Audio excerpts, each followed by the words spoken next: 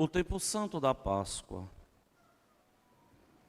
é o grandiosíssimo tempo da fé da igreja que ilumina os cristãos no reto caminho, de um modo a fazerem uma santa experiência mística com nosso Senhor Jesus Cristo, gerando assim a conversão e a mudança de vida. Ao assumirmos a condição de cristão, nós precisamos ir tomando consciência de que a nossa vida não nos pertence. Tomamos consciência de que a nossa vida, ela pertence a Deus. E por ela pertencer a Deus, nós devemos viver em comunhão com Deus, uma comunhão plena, uma comunhão total, uma entrega a Deus generosa, de modo que não nos custe ser obedientes a Deus, de tal modo que não sejamos mesquinhos com a nossa mudança em Deus. Aquele que é cristão é chamado a ser um amigo íntimo de nosso Senhor, uma testemunha fiel da ressurreição, capaz de anunciar o reino, capaz de dar testemunho desse encontro único, pessoal e intransferível com Ele. Ser de Deus quer dizer muito mais do que ir à igreja. Ser de Deus quer dizer muito mais do que se dizer cristãos nos dias de hoje.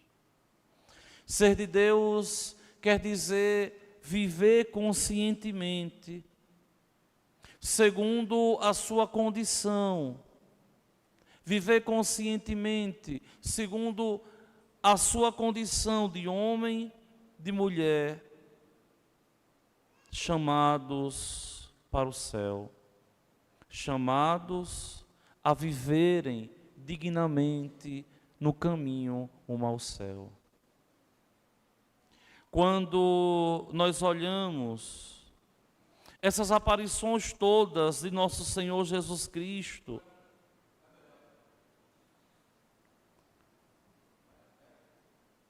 quando nós olhamos essas aparições todas de nosso Senhor Jesus Cristo,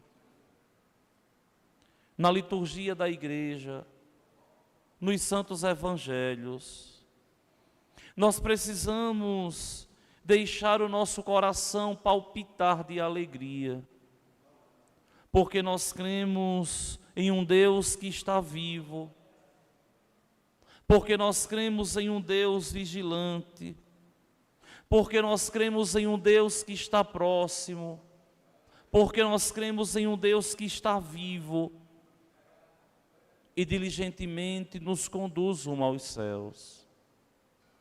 A ressurreição de nosso Senhor Jesus Cristo é para nós cristãos a grande garantia de que crer em Deus não é uma balela, crer em Deus não é um forjamento de alguém que um dia inventou algo.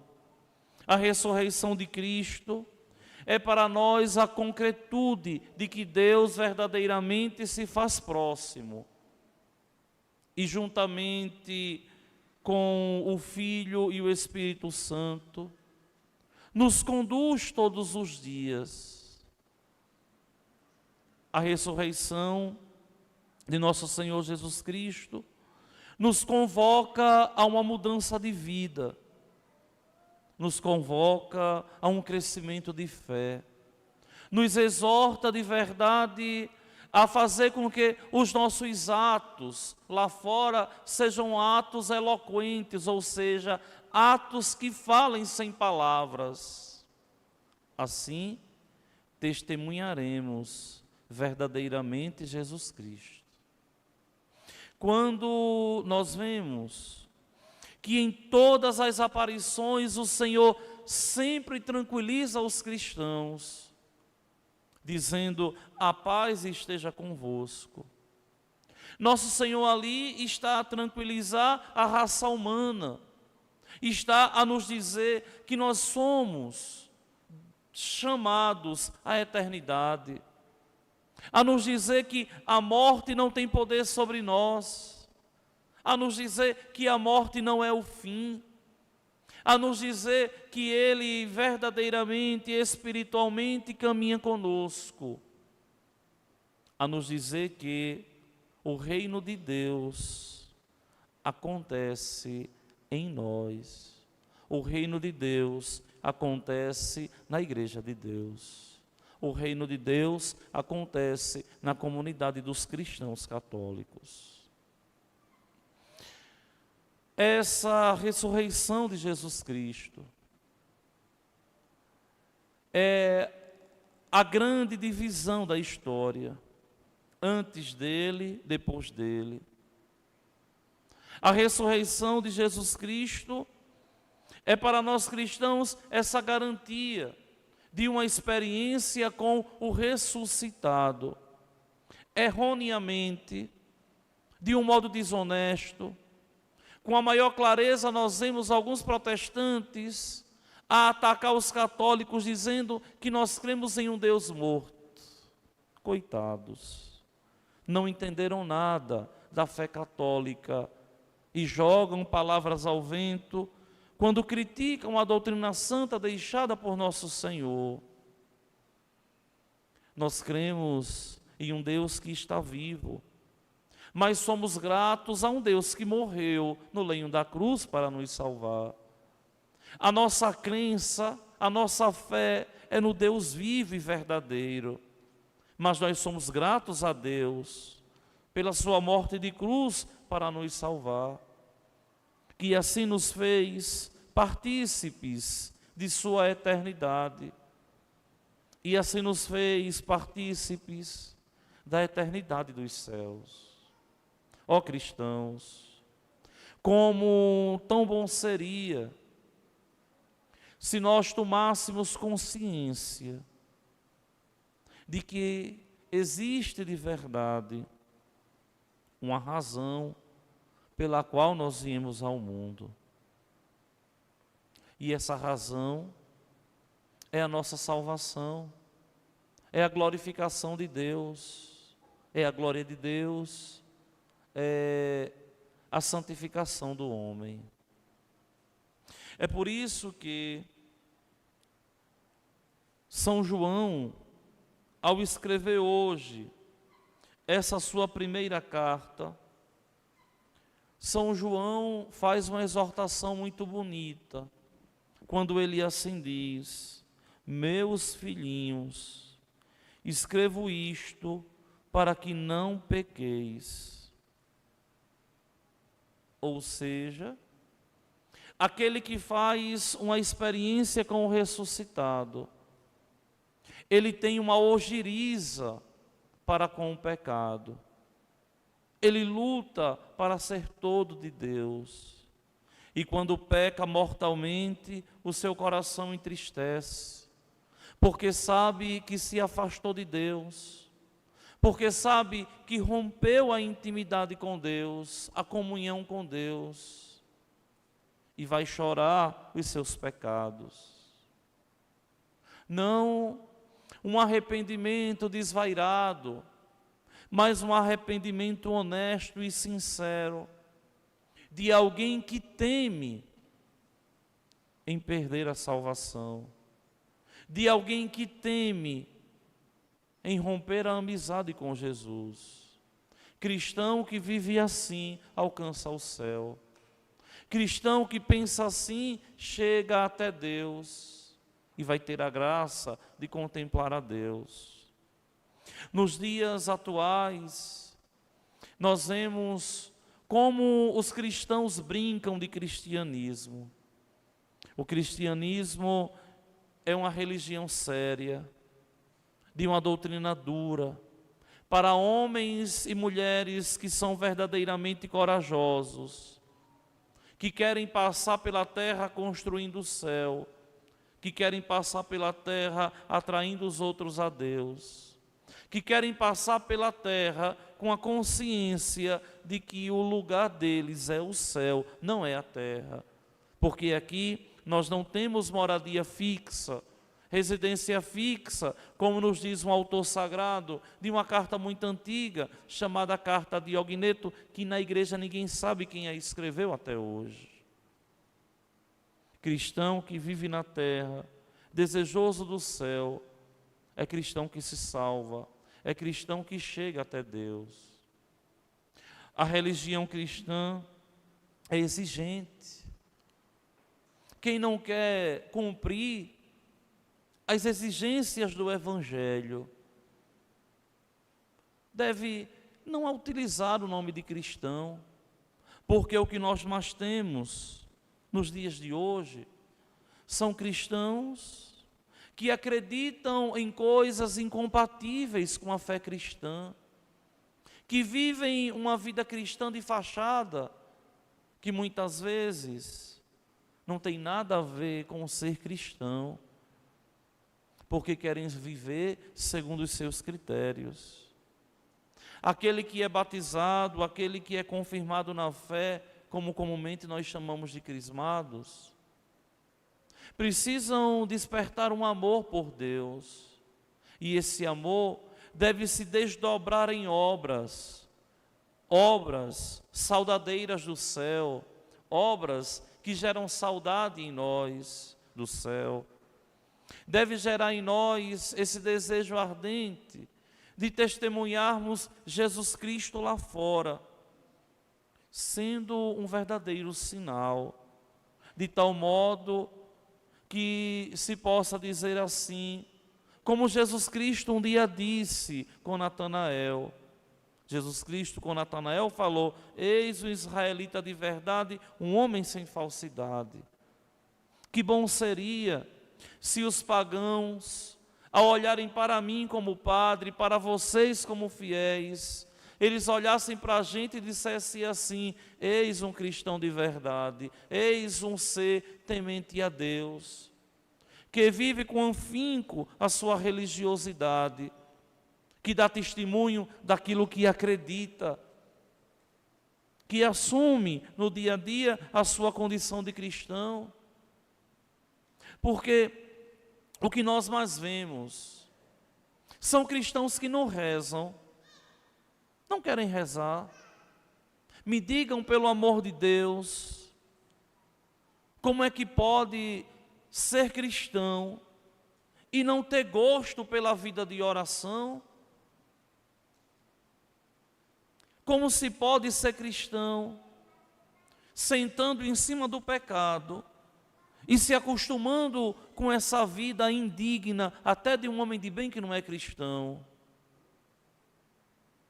Como é que se pode, de verdade, vir à igreja e não tomar consciência de que eu devo lutar para mudar, para ser cada vez mais de Deus?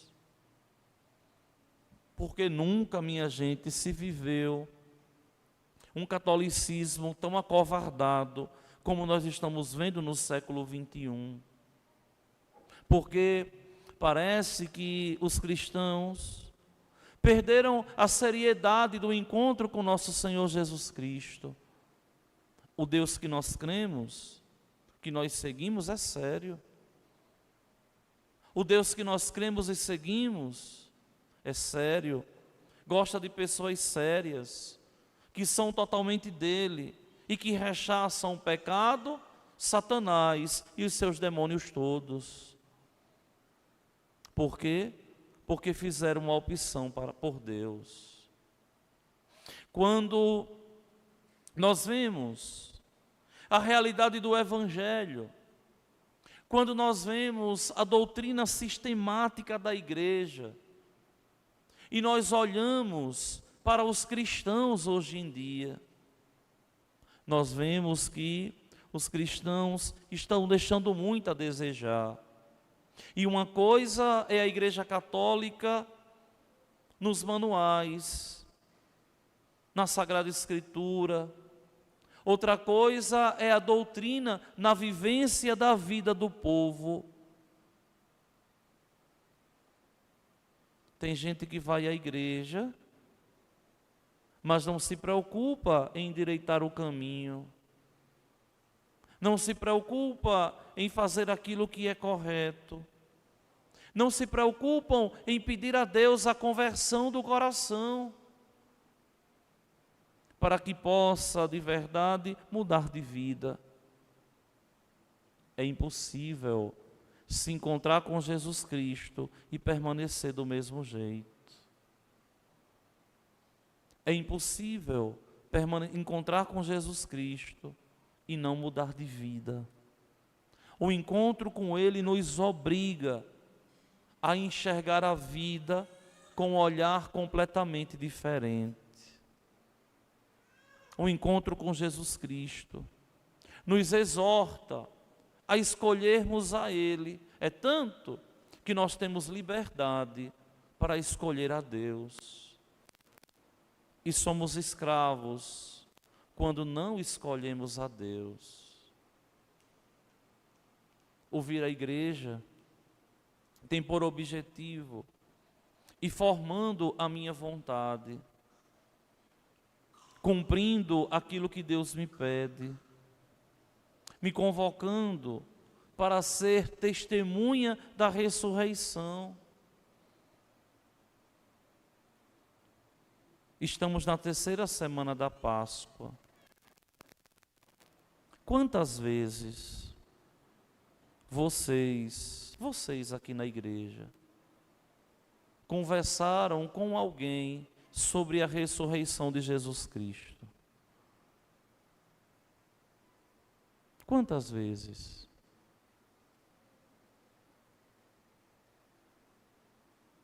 Vocês pararam para conversar com os próprios irmãos dentro da igreja sobre um aspecto da fé, da ressurreição de nosso Senhor? Quase ninguém. Por quê? Porque parece que o cristianismo não mexe mais com os cristãos. E é preciso que nós nos entusiasmemos todos os dias em sermos cristãos. E tenhamos orgulho da fé que nós somos batizados. Por esses dias, uma pessoa me dizia assim: olha, padre, para mim tanto faz ir à igreja como não ir. Nessas minhas andanças por essas paróquias, foram 2 semanas só atendendo pelo tribunal eclesiástico, e uma pessoa me dizia assim: olha, padre, para mim tanto faz ir para a igreja como não ir. E eu olhei para a pessoa e disse assim: se você pensa assim, é melhor nem vir, porque você é um contratestemunho. Aí a pessoa olhou para mim e disse assim: padre, ninguém nunca me disse uma verdade tão grande.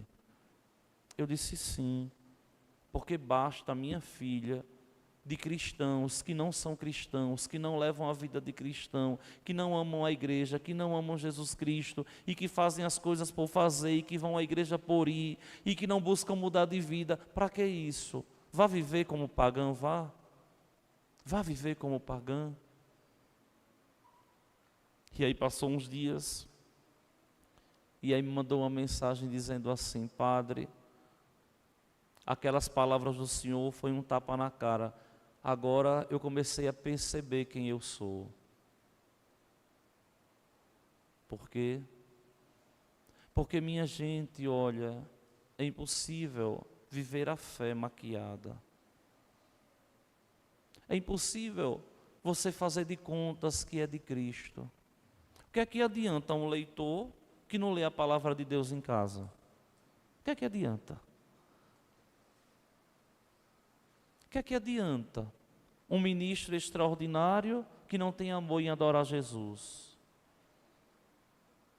O que é que adianta um acólito que só vem à missa quando vai servir? Um cantor que não se preocupa em ensaiar para evangelizar as pessoas através da música? De que serve um padre que não reza, que não celebra a sua Eucaristia todos os dias? Do que adianta um legionário que não cumpre as obrigações do movimento? Do que adianta um membro do apostolado da oração que não tomou gosto de adorar nosso Senhor e que não sente falta quando vai na igreja? Do que adianta vir para o terço dos homens e não vir para a missa comungar a Eucaristia? Do que adianta vir à igreja e não assumir a responsabilidade com o dízimo? Do que adianta você se dizer cristão e deixar o seu filho, a sua filha, viver segundo os critérios deles? Onde você, muitas vezes, a criança ali, você não tem mais poder de mando, não mais educa na fé. Do que adianta ser cristão desse jeito? Do que adianta você vir à igreja, se apresentar como um bom moço e dentro de casa ser um péssimo marido que maltrata a sua esposa e os seus filhos todos? Do que adianta, mulher, você vir à igreja e lá fora viver uma vida não condizente com a sua condição? E aí nós poderíamos sair dando exemplos e exemplos e exemplos. Porque o encontro com o ressuscitado me obriga, como pastor de almas, como cura de almas, a levar uma vida condizente com a minha condição, para levar vocês para Deus. O batismo que vocês receberam obriga verdadeiramente vocês a serem testemunhas da ressurreição. E alguém que se encontrou com Jesus Cristo não pode se comportar como os pagãos e muitas vezes até sentirem inveja da vida que um pagão leva. Não, você é cristão, a sua essência é ser cristão, é ser de Cristo, é ser de Deus. E muitas vezes não faz um movimento de pensar, de repensar a vida, de recomeçar mais uma vez. É preciso sempre estar recomeçando e assumindo na própria vida o ser de Deus. Olha o que João continua dizendo.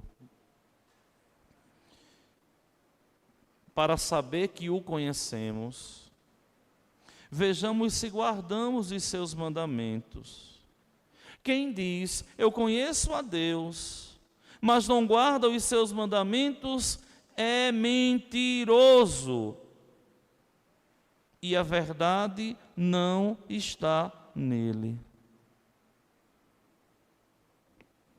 É a palavra de Deus. Conhecer a Deus nos obriga a guardar os mandamentos, nos obriga a rechaçarmos o pecado e dizermos para nós mesmos assim: eu quero ser diferente, porque sou um consagrado, porque pertenço a Deus, porque sou de Deus.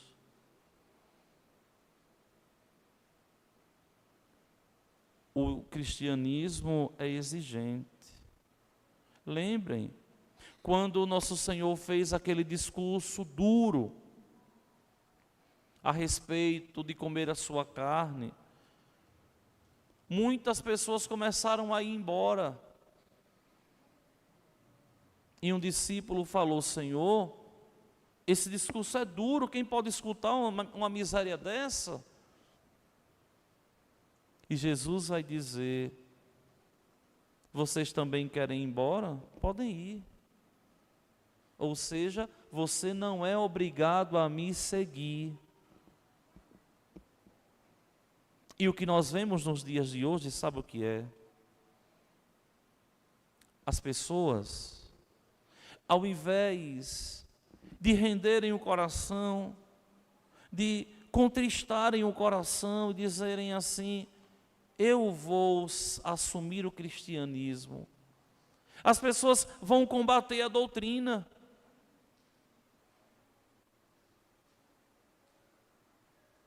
Querendo, ao invés de mudar o mundo e as atitudes, quererem mudar a doutrina da igreja, como se a doutrina tivesse ultrapassada. A doutrina não está ultrapassada. A cabeça dos cristãos é que está muitas vezes vazia de Deus e cheias das coisas do mundo. Porque é impossível ser cristão se não se renunciar. Porque o cristão, para ser santo, ele tem que ser determinado e saber julgar na própria vida e dizer: olha, até aqui eu vou, aqui eu já não posso ir mais.